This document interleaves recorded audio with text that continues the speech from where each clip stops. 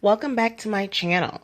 Today we're going to do a really cool sensory activity. I got this bin from Lakeshore Learning and I got the gems from Walmart.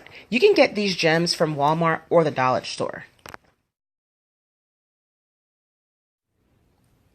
So I purchased a few bags of the gems, and if you don't have gems in your local dollar store, you might have marbles, or you can just get a few bags of dried beans. So I just took those, dumped it in the bin, and then added some items that she could use to scoop it up. So I'm using some bottle tops, I've used some measuring cups, and I think I even put in a net. But if you have any of these types of items in your home, just utilize them for this activity. It's super, super fun.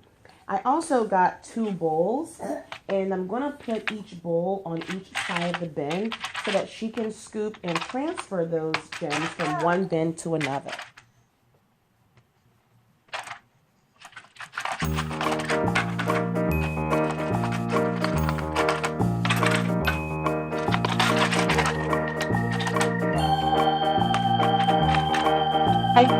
Bye-bye. Now here is a bonus activity.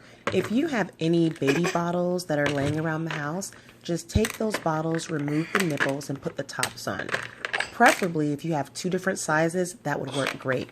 All your toddler has to do is take those marbles or gems and put them through the holes.